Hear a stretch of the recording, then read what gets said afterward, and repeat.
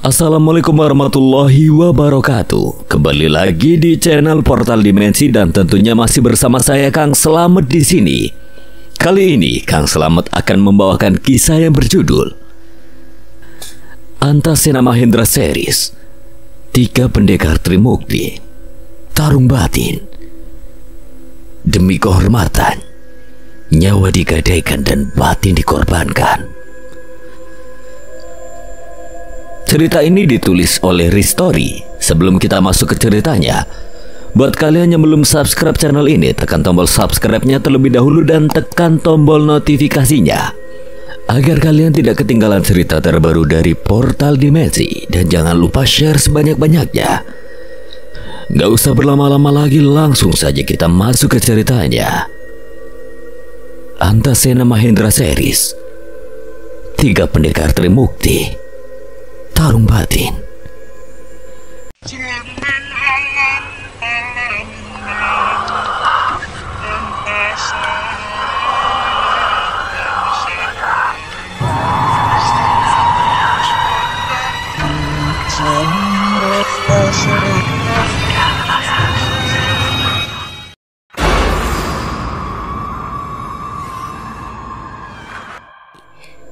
Kau hanya boleh menggunakannya dalam kondisi genting, tidak lebih dari 3 kali. Jika kau paksakan, tanganmu bisa hancur. Arya mengangguk, senyum masih menggantung di bibirnya. Meski nyeri masih terasa jelas dalam dirinya, ia sudah menyimpan ajian itu dalam-dalam sebagai senjata yang tidak boleh digunakan sembarangan. Ia tahu ajian Beraja Musti telah menjadi bagian dari dirinya. Kinaralaya memandangi wajah muridnya itu dengan cermat. Ada kekaguman tapi juga kekhawatiran. Fisik Arya belum sepenuhnya siap, tapi semangatnya terlalu besar untuk dibendung, dan kadang semangat seperti itu bisa membakar dirinya sendiri. 2 hari berlalu seperti bayangannya melintas cepat di antara gerak pagi dan senja. Waktu terasa terlalu singkat untuk mematangkan segalanya, tapi tidak juga terlalu panjang untuk menumbuhkan keyakinan. Hari keberangkatan tiba dalam sunyi yang dingin. Embun masih menggantung di ujung rumput saat ketiganya berdiri di gerbang utama padepokan. Matahari belum sepenuhnya naik, tapi sinarnya sudah mulai mengusap pucuk-pucuk daun dengan lembut. Tangan Arya telah membaik meski masih dibalut kain tipis yang telah diolesi ramuan dari Mas Jatmi. Seno dan Arto tampak sudah siap, masing-masing membawa kantong kain sederhana di pundak berisi bekal secukupnya, juga beberapa tanaman obat. Kinaralaya berdiri di hadapan mereka. Di sampingnya Mas Jatmi memegang kantong tambahan yang hendak diserahkan di saat terakhir. Ingat, tanganmu gue durung mari tenan. Ojo kakean tingkah. Gelem awakmu reso cewek. Suara Mas Jatmi memecah sunyi dengan nada khasnya yang setengah serius. Arya menyeringai menggaruk kepalanya yang jelas-jelas tak gatal. Yuk nanti tak minta tolong cewek ke Mas Jatmi wae. Ngawur rasudi, gak usah cewek sekalian. Kinaralaya hanya menggeleng pelan. Ia tahu benar tabiat muridnya itu tidak bisa ditekan dengan ancaman, hanya bisa disentuh dengan kepercayaan. Maka ia bicara dengan nada datar tapi mengandung keyakinan. Kalian sudah tahu apa yang harus dilakukan. Arya, kau sudah tahu batasanmu. Jangan gunakan lebih dari 3 kali. Aku percayakan Seno untuk mengingatkanmu. Seno hanya menoleh sekilas pada Arya lalu mengangguk ringan. Arya tertawa kecil. Tenang Ki, kalau Seno yang ngingetin aku pasti manut. Kinaralaya melanjutkan. Perjalanan kalian menuju teratai putih bukan tanpa halangan. Mungkin ada yang mencoba menghentikan kalian sebelum tiba.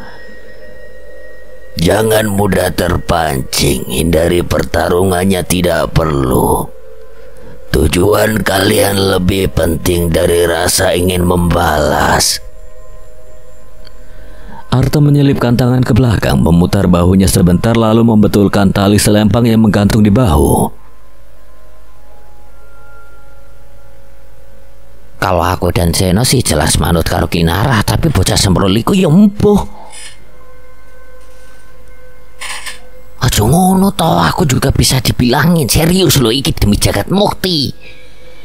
Kinaralaya memandang lama, tak ada senyuman di wajahnya, hanya kedalaman yang tidak bisa ditawar. Kalian bertiga harus belajar saling percaya.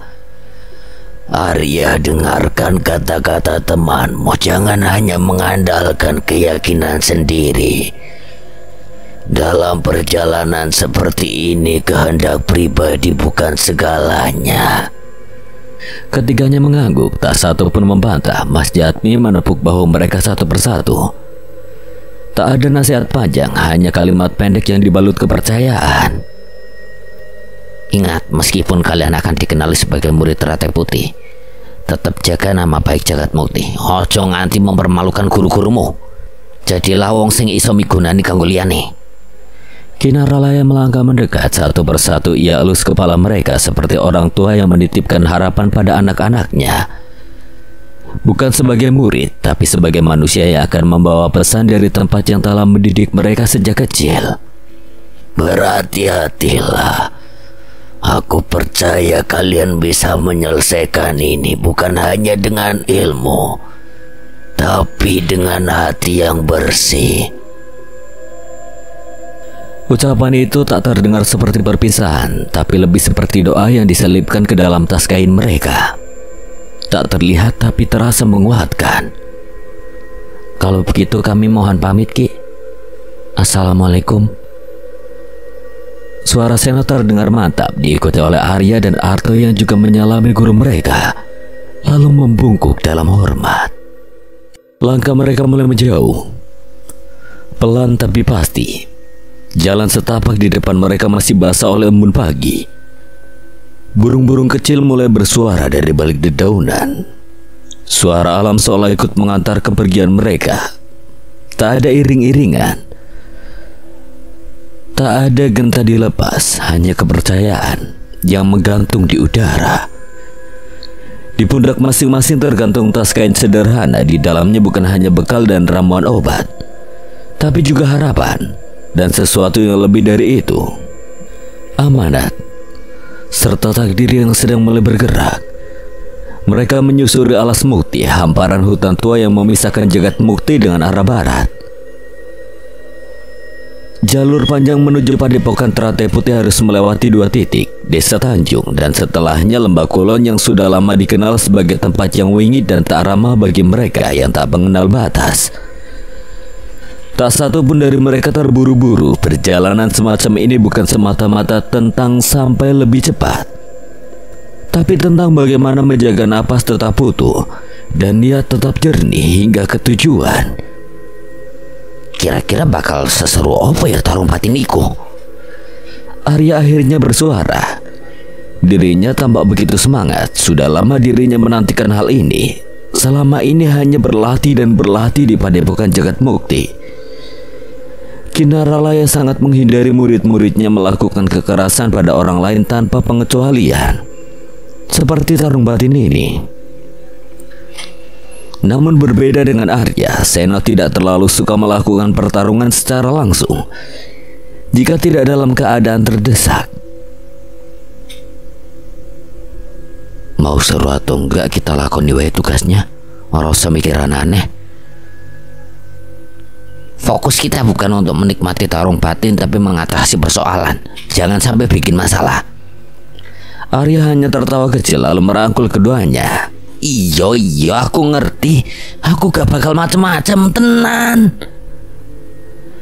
Arto dan Seno melepas rangkulan tangannya. Mereka sangat mengenal Arya sebagai anak yang sangat keras kepala, sehingga tidak terlalu mengindahkan perkataannya itu.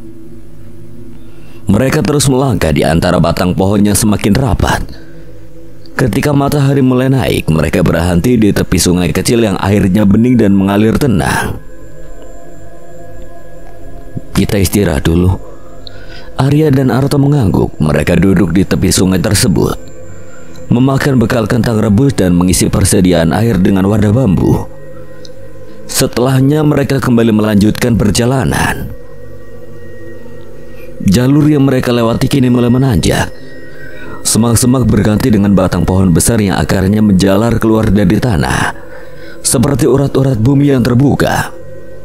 Untungnya ketiga pemuda itu sudah terbiasa melewati medan seperti itu. Mas Jatmi sering mengajak mereka untuk berburu di hutan, jadi tak ada yang merasa kesulitan. Langit mulai menguning, tanda malam yang tidak lama lagi akan tiba. Dari kejauhan terlihat atap rumah-rumah joglo beratap daun rumbia. Itu adalah desa Tanjung, titik persinggahan sebelum mereka memasuki wilayah Lembah Kulon. Langkah mereka terasa lebih ringan saat memasuki desa. Di jalanan tanah itu, keramaian menyambut mereka bertiga. Orang-orang sibuk mondar-mandir membawa bungkusan daun pisang berisi berbagai cemilan. Di sepanjang jalan lapak-lapak sederhana berderet menjajakan hasil bumi, aroma singkong rebus, jagung bakar, dan rempah-rempah yang baru ditumbuk menggantung di udara. Sepertinya sedang ada perayaan panen. Pantes akeh bakul jajan. Mata Arya menyisir lapak-lapak yang menggoda. Melihat itu, Seno membuka tasnya. Bekal mereka hanya tersisa 2 kentang rebus yang dibungkus daun pisang. Sementara mereka baru setengah perjalanan, bekal itu tidak akan cukup untuk mereka bertiga. Kita mampir membeli persediaan bekal dulu. Bekal kita hanya tersisa 2 kentang rebus, ujar Seno yang langsung mencari uang koin di tasnya. Arya dan Arto mengangguk. Keduanya merogoh kantong, mencari uang untuk mengumpulkan jadi satu. Namun layaknya anak pondokan pada umumnya, mereka tidak memiliki banyak uang. Aku cuma nemu 2 perak. Arya menunjukkan 2 koin di telapak tangannya. Seno juga menunjukkan uang koin 3 perak. Sementara Arto yang mengeluarkan kantong hitam berisi uang koin yang cukup banyak, mengangkatnya di hadapan mereka. Wes pakai uangku wae. Arya dan Seno saling tatap seraya melempar senyum. Kamu melihara tuyul toh? Tak biasanya anak pondokan memiliki banyak uang. Terlebih lagi ketiganya adalah anak dari orang tua yang sederhana. Melihara tuyul patokmu. Kemarin aku membantu Mas Jatmi jual ayam hutan. Kirain melihara tuyul. Wes ayo, kali ini aku yang traktir. Untuk saat ini Arto yang menjadi pemimpinnya. Ia berjalan paling depan dengan kantong hitam berisi uang di genggamannya. Sementara Seno dan Arya mengikuti di belakang selayaknya penjaga. Mereka menghampiri salah satu lapak di pinggir jalan. Seorang perempuan parubaya tengah mengipasi umbi-umbian yang baru diangkat dari kukusan.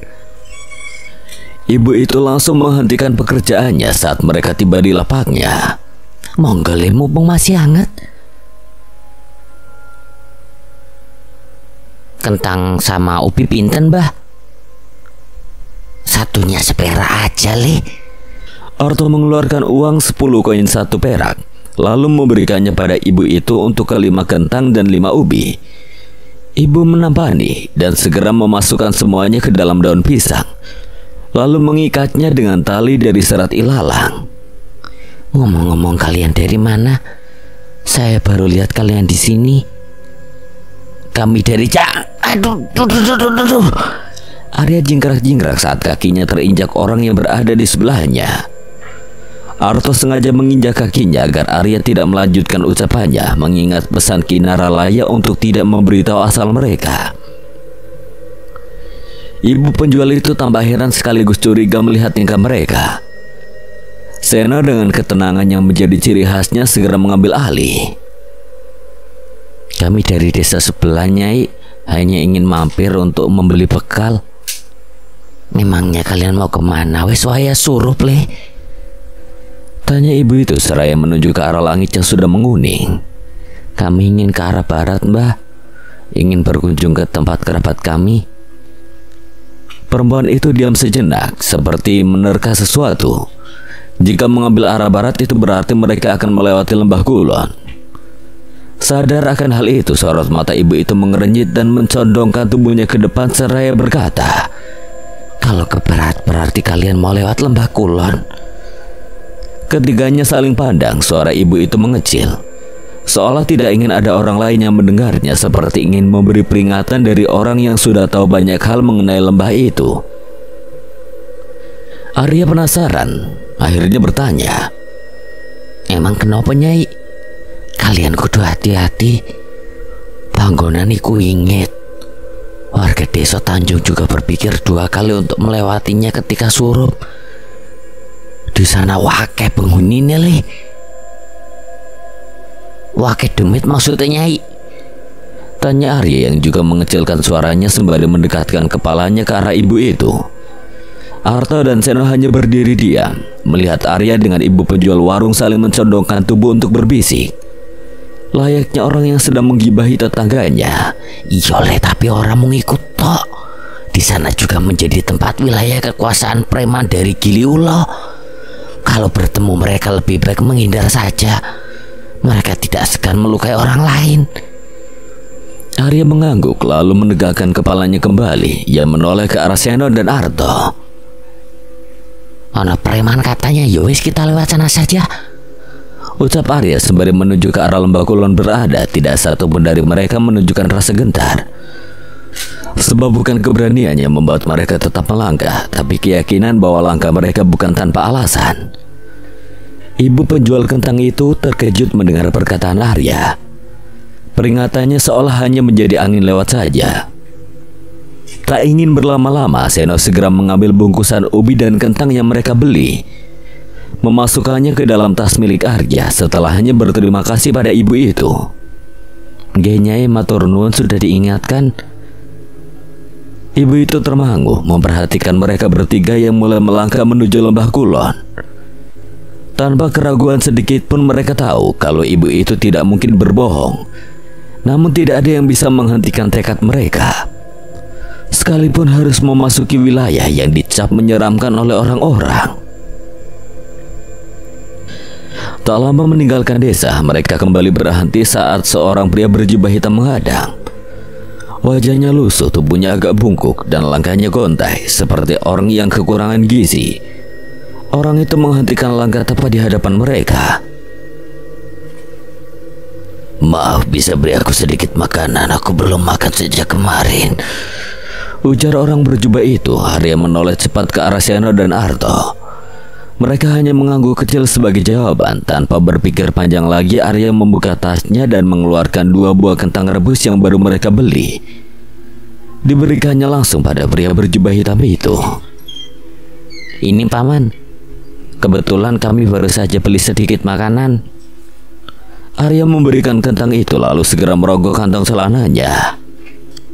"Kalau kurang paman bisa beli lagi di sana, tapi maaf paman, aku hanya bisa memberikan uang 2 perak saja," lanjut Arya memberikan uang miliknya. Pria itu menampani kentang rebus pemberian Arya. Ia terdiam ketika Arya menyodorkan uang miliknya. "Kau sungguh rendah hati anak muda. Terima kasih banyak atas pemberiannya. Semoga kebaikanmu dibalas berkali-kali lipat." "Amin. Ya wes, aku pamit dulu paman, selamat makan." Pengemis itu mengangguk ketika pemuda itu kembali melanjutkan perjalanan, tanpa sadar kalau pengemis itu memperhatikan mereka dari kejauhan. Senyuman tersungging di wajahnya. Kali ini suasana benar-benar kontras dari sebelumnya. Keheningan dan hawa yang sulit dijelaskan mulai menyelimuti, membuat mereka semakin berhati-hati dalam mengambil langkah. Jebakan ataupun hewan buas bisa kapan saja muncul tanpa mereka sadari. Mereka mulai masuk ke wilayah lembah kulon. Hutan di sana lebih lebat, dan batang-batang pohon beringin menjulang seperti tiang-tiang batu yang hidup. Sulurnya bagai rambut kuntilanak yang mencuntai. Bau tanah dan bangkai silih berganti, dan entah kenapa suara langkah mereka sendiri terasa lebih keras dari biasanya. Hingga di tengah jalan yang semakin menyempit, mereka menghentikan langkahnya tatkala mendengar sebuah suara yang muncul tiba-tiba, seperti suara perempuan yang memanggil meminta tolong. "Ana sing jaluk tulung." Seno mengedarkan pandangannya dengan mata batin. Dari setiap sudut pepohonan dirinya melihat sekelebat bayangan yang sedang memperhatikan. Jumlahnya tidak sedikit. dan berbagai macam bentuk hanya diam seperti mengawasi. Atau mungkin sadar kalau ketiganya bisa melenyapkan mereka kapan saja. Jangan terkecoh. Bisa jadi ini hanya tipu daya penunggu lembah ini, ujar Seno, meski ada keraguan dalam hatinya. Namun naluri Arya berkata lain, ia tidak bisa mengabaikannya begitu saja. Setidaknya sampai dirinya memastikannya secara langsung. Ada orang butuh bantuan, maksud kita cuma menang tok. Batinnya seolah berkata untuk dirinya membantu suara minta tolong itu. Ia melangkah mencari asal suara minta tolong itu. Seno segera menarik tangannya, membuatnya seketika terhenti. Kamu lupa perkataan ibu penjual ubi tadi. Seno adalah orang yang sangat berhati-hati dalam benaknya. Segala kemungkinan bisa saja terjadi, mengingat ini adalah lembah kulon, tempat yang dihuni banyak makhluk halus. Arya ingin membantah dan mengikuti nalurinya sendiri, namun Arto mengingatkannya mengenai pesan Kinaralaya. Perkataan Seno benar. Mungkin itu cuma penunggu lembah ini yang ingin menyesatkan kita. Kamu juga harus mengingat apa pesan Kinaralaya. Arya hanya terdiam dengan batinnya masih tidak bisa tenang. Akan tetapi ia juga tidak bisa mengabaikan pesan dari gurunya. Ya wis nengono, ayo kita lanjut. Mereka kembali melanjutkan langkah. Seno dan Arto berjalan lebih dulu, sementara Arya mengikuti di belakang sambil terus celenggukan. Suara minta tolong itu masih terdengar jelas di telinga mereka. Ia berpikir apakah pilihan ini benar atau tidak. Kata hatinya bertentangan dengan gerakan langkahnya. Belum jauh melangkah, Seno tiba-tiba berhenti saat merasakan keganjilan dengan suara langkah kaki mereka. Kali ini hanya terdengar dua langkah saja, yaitu langkah kakinya dan langkah kaki Arto. Suara langkah seseorang yang berada di belakang mereka seperti menghilang. Arto juga ikut berhenti, namun dirinya masih belum menyadari mengapa Seno tiba-tiba berhenti. Kenapa no? Seno menunjuk ke arah belakang dengan jari jempolnya seraya berkata, bocah semprul itu ada di belakang Dato. Arto menoleh cepat ke arah belakang untuk memastikan, dan benar saja Arya sudah tidak berada di tempatnya. Bocah semprul, nanti ki bocah, gerutu Arto yang langsung mengedarkan pandangan. Seno menepuk jidat, merasa bersalah karena membiarkan Arya berjalan di belakang. Sementara dirinya tahu kalau anak itu susah untuk dinasihati. Dia pasti mengikuti suara minta tolong itu. Mereka berdua hanya bisa menghela napas, menahan kesabaran karena sifat Arya yang sulit ditebak. Tak ada pilihan lain lagi, mereka harus mencarinya ke arah Arya pergi. Bagaimanapun juga mereka tidak bisa meninggalkannya begitu saja. Ke arah sini no. Arto menunjuk patahan ranting dan dedaunan bekas terinjak. Ya wes, ayo kita susul. Tanpa berlama-lama mereka segera mengikuti jejak tersebut, berharap tidak terjadi hal buruk saat membukanya. Suara minta tolong itu kembali terdengar makin jelas. Keduanya mempercepat langkah hingga akhirnya tiba di sebuah celah di antara dua pohon besar. Berhenti dulu toh. Seno merentangkan tangan untuk menghentikan langkah. Mereka bersembunyi di balik pepohonan saat melihat keberadaan Arya yang tidak sendiri. Di depannya menghadang 5 orang berpakaian serba hitam, dan di belakangnya tampak seorang gadis remaja duduk meringkuk dengan terisak. Pakaiannya sobek di beberapa bagian. Apa mereka yang dimaksud ibu penjual kentang tadi no? Lihat lambang di bajunya, ujar Arto menunjuk ke arah 5 orang itu. Di bagian dada kanan pakaian mereka nampak sebuah lambang berbentuk ular melingkar. Seno mengangguk. Giriullah. Dirinya pernah mendengar nama itu meski hanya seperti angin lewat. Nama sebuah perguruan bela diri yang terkenal selalu membuat onar dan menyulut konflik antara perguruan. Mereka melakukan apapun demi kepuasan mereka sendiri, tak peduli dampak buruk yang mereka perbuat. Kita bantu Arya no, ujar Arto dengan nada sedikit khawatir. Seorang diri melawan 5 orang dari perguruan lain tidaklah mudah. Arya pasti akan kesulitan. Namun Seno tidak ingin langsung bertindak. Ia ingin memastikan terlebih dahulu, setidaknya sampai ia tahu mengenai apa yang sedang terjadi. Tahan dulu toh, kita lihat dulu akar permasalahannya. Arto menatap sejenak dan langsung memahami apa maksudnya. Bertindak tanpa tahu akar permasalahannya bisa menjelut api yang akan membakar lebih luas. Mereka harus memastikan terlebih dahulu apa yang diperbuat berandalan Giri Ulo itu. Salah satu dari kelima orang Giri Ulo itu melangkah maju, wajahnya tampak bengis, penuh dengan niat jahat saat menatap ke arah gadis yang berada di belakang Arya. Ia adalah Jaranta, salah satu murid dari perguruan Giri Ulo. Raut wajahnya tampak tidak senang akan kehadiran Arya. Siapa kau? Berani sekali menghalangi kami, tegas Jaranta dengan tatapan tajam. Arya tak langsung menjawab, tampak bingung sesaat jika dirinya berkata jujur kalau dirinya dari Jagat Mukti. Mereka pasti akan terus mengincar orang-orang dari Jagat Mukti. Terlebih lagi, guru mereka tidak ingin ada yang mengetahui kalau mereka dari Jagat Mukti, hingga sebuah ide muncul saat dirinya melihat tas yang ia bawa. Aku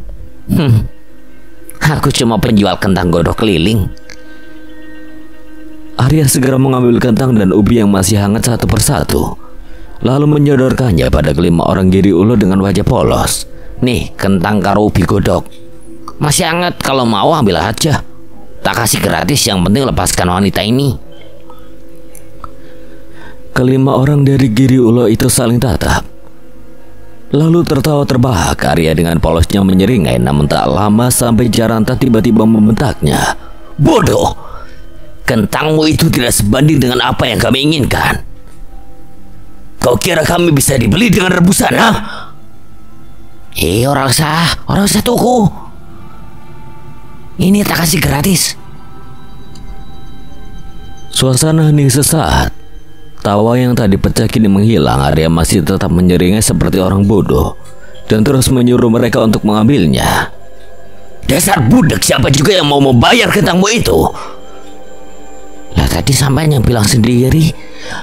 Tadi ku bilang kalau kami tidak bisa dibayar dengan kentang rebusmu itu. Bukan ingin membayar kentangmu. Paham kau? Walah, tak kira mau bayar, tapi ya wes gak apa-apa. Ini ambil saja gratis. Dirinya tetap menawari kentang rebus dan ubi untuk menukar dengan keselamatan wanita yang mereka incar. Arto dan Seno yang memperhatikan dari balik pepohonan saling tatap dengan raut wajah aneh. Kayaknya bocah itu memang sengaja mau bikin mereka marah toh. Wong udah jelas. Orang iku bocah kalau ingin bertarung memang suka tiba-tiba on. Makanya membuat lawannya selalu kesal. Aku sering dibuat kesal sama dia. Seno menyeringai. Arya dan Arto memang sering bertengkar, jadi dirinya lebih memahami bagaimana sifat Arya.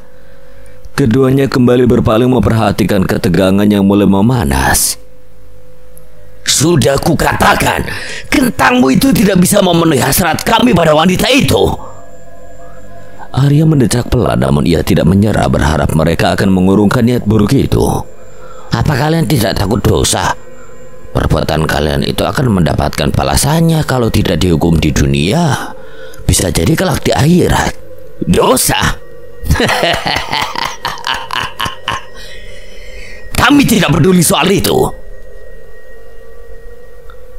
Lembah ini adalah wilayah Giri Ulo. Siapapun yang menginjakkan kaki di tanah ini akan menjadi milik kami. Arya menghela napas. Mereka tak lagi bisa diajak berdiskusi. Kalian tidak berhak menentukan siapa yang boleh lewat atau tidak. Lagi pula lembah ini tak bertuan. Sang pencipta menciptakan alam ini untuk disyukuri oleh semua orang. Kentang dan ubi yang digenggam Arya kembali masuk ke dalam tas. Tangannya mulai mengepal. Raut wajahnya berubah dingin dengan tatapan tajam menatap satu persatu orang di depannya. Tak terima dengan perkataan itu, Jaranta seketika menarik golok di pinggangnya. Keempat rekannya ikut mengacungkan senjata mereka, mencoba mengintimidasi Arya agar berpikir dua kali untuk berhadapan dengan mereka. Lebih baik tinggalkan saja perempuan itu, lalu nyala sebelum aku ubah kau jadi bangkai. Ancam Jaranta yang tak segan untuk menghabisi orang-orang yang berani melawannya. Namun yang tidak ia ketahui adalah lawannya tak pernah memiliki rasa takut apabila berhadapan dengan orang-orang seperti mereka. Ia bahkan tak bergeming. Ancaman itu tidak cukup untuk menggetarkan keberaniannya. Bukan kau yang menentukan kapan aku mati? Sementara itu, Seno dan Arto yang memperhatikan dari balik pepohonan seketika saling tatap. Kepala Arto bergoyang pelan. Sudah bisa menebak akhir dari percakapan itu. Wis tak kira bocah iku ora iso ditahan. Seno menghela napas panjang sedikit lega karena ketegangan yang terjadi untuk melindungi seseorang. Kalau sudah begini ya tinggal siap-siap. Kita nggak bisa diam saja melihat kelima bajingan itu bertindak lebih dari ini. Perbuatan orang-orang itu sangat tidak terpuji. Seno dan Arto tidak bisa tinggal diam. Walaupun harus melanggar pesan guru mereka untuk tidak membuat keributan, namun kali ini berbeda. Guru mereka juga pasti memahami apabila mereka mengingkari perkataannya demi menolong seseorang dari perbuatan buruk. Ayo kita ke sana. Arto keluar dari balik pepohonan, namun Seno segera menariknya kembali. Tunggu, tidak sekarang toh. Kita tunggu waktu yang tepat. Keduanya kembali bersembunyi, memperhatikan perdebatan Arya dan kelima orang itu. Menanti waktu yang tepat untuk keluar membantunya. Seno adalah orang yang penuh dengan rencana dan tidak gegabah dalam mengambil keputusan. Ketegangan semakin menjadi. Kelima berandalan itu semakin naik pitam. Jaranta maju selangkah dengan golok diacungkan ke arah Arya. Baiklah kalau kau memang cari mati. Pertarungan sudah tidak dapat dihindari. Arya segera menoleh ke arah belakang. Pandangannya mengarah pada gadis yang masih merengkuh ketakutan. Kau minggir dulu, cari tempat aman. Arya melepas tas selempangnya lalu melemparkannya ke arah gadis itu. Sekalian titip. Gadis itu menangkap tas Arya. Ia langsung bangkit dan berlari tertatih menuju bersembunyi di balik batang beringin yang besar dan gelap. Pada saat itulah satu dari berandalan itu langsung menyerang. Golok menyambar dari sisi kiri. Arya menyampingkan tubuhnya. Serangan itu melesat beberapa senti dari wajahnya. Musuhnya kembali mengayunkan goloknya ke arah berlawanan. Arya sudah memprediksi pergerakannya. Dengan sigap dirinya mencengkram pergelangan tangan orang itu, memelintirnya ke belakang hingga terdengar jeritan. Golok terlepas dari orang itu. Jaranta segera menyuruh anak buahnya untuk membantu orang yang sedang dalam kuncian Arya. Dua orang yang menyerbu bersamaan dengan keris dan golok. Mampus kau! Arya tak sempat menghindar, tapi bukan berarti ia akan pasrah begitu saja. Dirinya tertarik tubuh lawan yang masih dicekalnya untuk dijadikan tameng. Darah mengucur dari dada pria yang ia jadikan tameng. Golok itu mengenainya. Pria satunya yang ingin menghunuskan keris seketika mengurungkan niatnya, tidak ingin menyerang temannya yang dijadikan tameng oleh Arya. Arya mendorong tubuh itu ke arah dua orang tersebut dan kembali bersiap. Satu berhasil ia tumbangkan. Tidak, maksudnya satu sudah ditumbangkan oleh serangan temannya sendiri. Kepung dia! 4 orang yang tersisa seketika menyebar untuk mengepung dari 4 arah. Tidak ingin memberi Arya celah untuk berlari. Berani sekali kau jadikan saudara kami perisai hidup. Kalau tidak ingin dipakai tameng, jangan menyerang membabi buta. Keparat, habisi orang itu!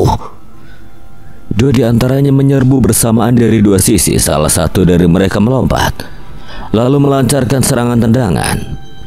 Arya menyilangkan kedua tangannya untuk menahan serangan tersebut. Tubuhnya terdorong ke belakang beberapa langkah.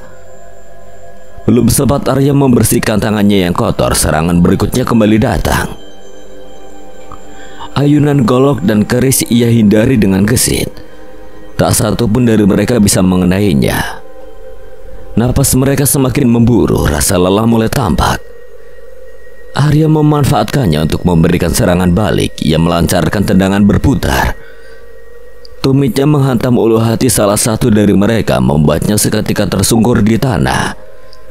Guling-guling sambil memegangi sisi perutnya. Arya tak berhenti, dirinya beralih ke arah lain. Sebilah golok mengayun ke arah kepalanya, namun Arya sudah lebih dulu merendahkan tubuhnya.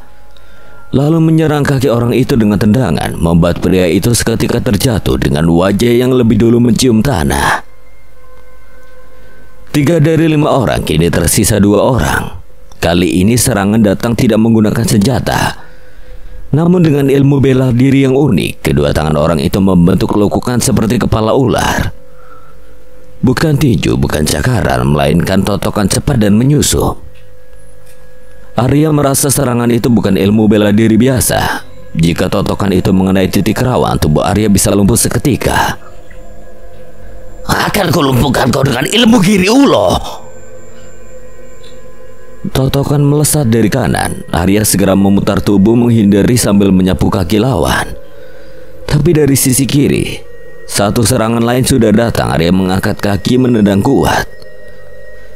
Tendangannya tepat mengenai dada pria itu, membuat tubuh lawan terpental saat hendak mundur untuk mencari jarak. Betisnya tiba-tiba terasa kaku seperti keram, namun tidak dapat digerakkan. Sepersekian detik sebelum tendangan Arya mengenainya, serangan totokan sempat menyentuh betisnya. Uratnya menegang, nyeri menjalar cepat ke seluruh tubuh. Keseimbangannya mulai goyah, satu kakinya seperti kehilangan tenaga. Kena kau. Suara rendah dan berat itu menggema dari belakang. Sekejap saja tubuh Arya terkunci dalam lilitan tangan Jaranta yang melingkar seperti ular membelit mangsanya. Lilitan itu menjalar ke dada dan bahunya. Sekarang kau tidak akan bisa kemana-mana lagi. Desis Jaranta dekat di telinganya. Arya mencoba memberontak namun sia-sia. Kakinya terasa nyeri akibat serangan totokan tadi, membuat tenaganya seketika seolah terkuras. Napasnya terengah, wajahnya memerah, otot-ototnya tegang seperti ditarik paksa dari dalam. Lepaskan! Serunya dengan suara yang mulai melemah. Tubuhnya benar-benar tidak bisa bergerak. Tidak akan kulepaskan. Kau sudah lancang menghalangi jalanku, ujar Jaranta dengan penuh dendam. Ia menoleh ke arah anak buahnya dan berteriak lantang. Habisi dia sekarang! Mereka yang sebelumnya tumbang kesakitan seketika kembali berdiri. Tidak ingin menyia-nyiakan untuk membalas Arya, 3 orang bersenjata sudah siap. Golok dan keris di tangan mereka berkilat dalam remang cahaya senja. Arya hanya bisa menggertakkan gigi menerima bahwa inilah akhirnya. Tapi nyatanya takdir belum selesai menulis barisnya. Sebuah batu sebesar genggaman tangan meluncur dari samping dengan kecepatan tinggi, menghantam tepat di pelipis salah satu penyerang.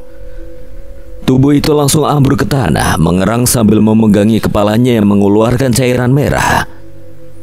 Jaranta tersentak, tatapannya memburu ke arah datangnya serangan. Siapa kau? Semua seketika menoleh ke arah tersebut. Seorang pemuda berdiri tegak di tepi semak. Matanya tajam, tangan kirinya masih memutar-mutar batu berikutnya seperti hendak bermain kelereng. Seno. Arya seperti baru saja melihat cahaya di ujung lorong gelap. Rupanya kau tak sendiri ya, tapi tetap saja mereka tidak akan bisa menyelamatkanmu. Jaranta menyeringai marah. Ia hendak memberi perintah lagi pada 3 anak buahnya yang sebelumnya masih berdiri. Namun saat menoleh, bola matanya seketika terbelalak. Matanya menangkap sosok lain sudah lebih dulu muncul di belakang anak buahnya. Sepotong batang kayu terangkat tinggi, lalu meluncur deras menghantam kepala 2 orang sekaligus.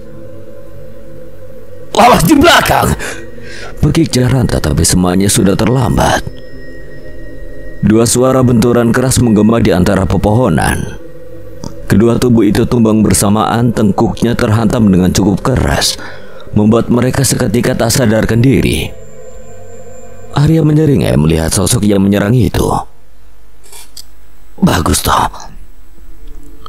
Arta muncul sambil mengusap lengan bajunya. Ia tidak banyak bicara, tapi senyum kecil di sudut bibirnya sudah cukup menjadi jawaban.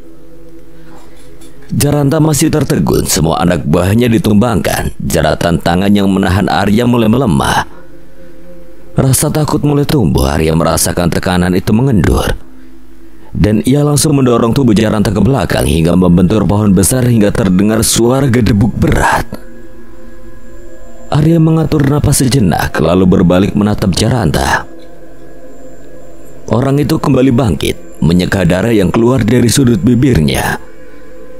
Ia enggan menyerah dan bersiap untuk melancarkan serangan lagi.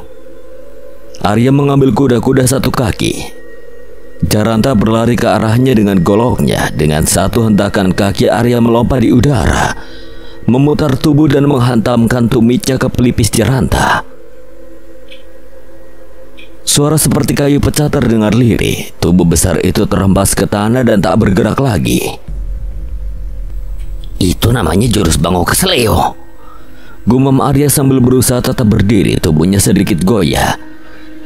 Ia mengatur napas sambil menggerak-gerakkan tangan. Seno dan Arto segera menghampiri.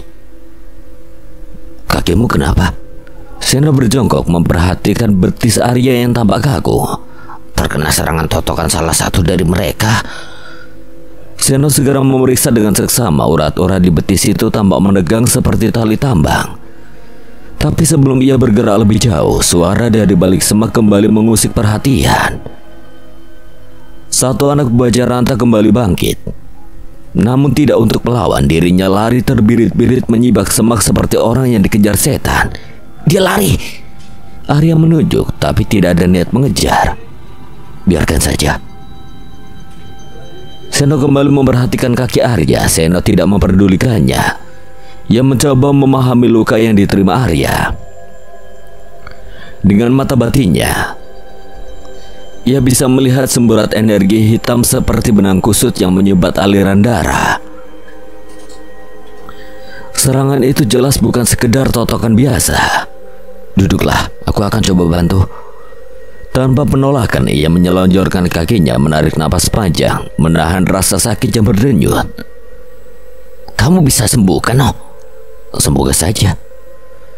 Seno mengangkat dua jarinya, membaca amalan pendek dalam batinnya.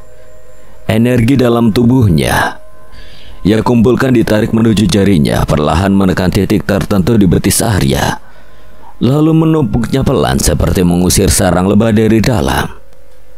Urat-urat kaki Arya perlahan mengendur, rasa nyeri mulai memudar. Kakinya sudah kembali bisa digerakkan. Sudah selesai, aku sudah membuka aliran yang menyumbat darahmu. Arya berdiri perlahan lalu melompat-lompat. Wah, kamu hebat, no. Makasih loh. Arto ikut mendekat, menyilangkan tangan di dada. Tadinya biarin aja sekalian, biar tau rasa karena selalu nekat. Arya menunduk menahan senyum. Maaf, aku gak bisa ninggalin orang yang minta tolong. Kakiku bergerak dengan sendirinya. Seno hanya mengangkat bahu, menyeringai kecil. Tidak usah dipikirkan, aku juga salah karena terlalu cepat menilai. Arto mengencangkan ikat pinggangnya. Yalah, anggap saja ini pemanasan. Ketiganya tertawa kecil. Tak ada dendam, tak ada canggung, yang tersisa hanyalah kelegaan dan rasa saling percaya yang semakin dalam. Kadang keputusan yang diambil tanpa berpikir panjang justru menyelamatkan yang tidak bisa menunggu. Seperti sore itu, di bawah langit yang mulai redup, mereka tahu jalan yang mereka tempuh akan jauh lebih berbahaya dari sekedar pertarungan melawan berandalan. Lembah Kulon kembali hening. Angin menyusup pelan di antara cala daun, menyapu bekas-bekas perkelahian yang masih terasa panas di tanah. Tiga pemuda itu berdiri tegak, namun mata mereka tak lagi waspada, melainkan beralih pada sosok perempuan yang masih duduk gemetar di balik semak. Arya melangkah menghampirinya dan membungkukkan badan hingga lututnya menyentuh dengan tanah. Wajahnya mendekat namun tetap menjaga jarak. Kamu tidak apa-apa? Gadis itu menggeleng pelan. Tidak tampak luka di tubuhnya, tapi wajahnya sembab, mata merah dan basah. Ujung kain di tangannya digenggam erat seperti pegangan terakhir dari rasa aman yang mulai runtuh. Tidak perlu takut, kami tidak seperti mereka. Arya hanya menatap tanpa mendesak, membiarkan kehadirannya menjadi pelindung yang tenang. Beberapa langkah dari sana, Seno membuka tas kain miliknya, mengeluarkan sebuah sarung dan memberikannya kepada wanita itu. Pakai ini untuk menutupi bajumu yang rusak. Gadis itu menatapnya sejenak, tangannya terulur pelan, menerima dengan ragu. Bibirnya bergetar, air mata jatuh tanpa suara.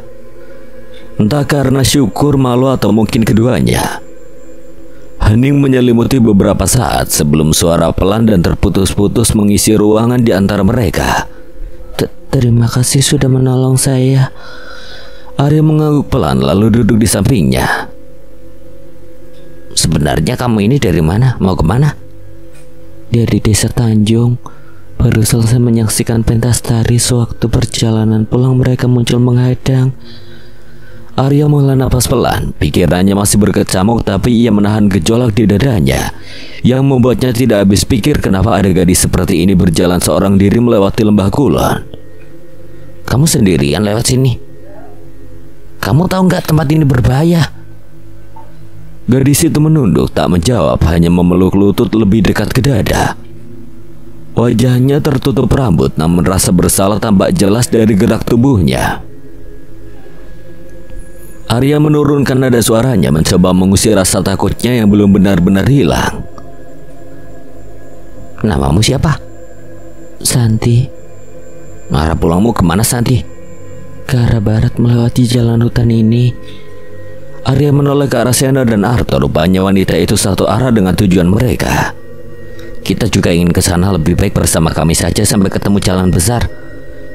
Santi hanya mengangguk kecil, tak ada suara, hanya gerakan lemah yang menandakan setuju. Arya berdiri, tangannya terulur perlahan.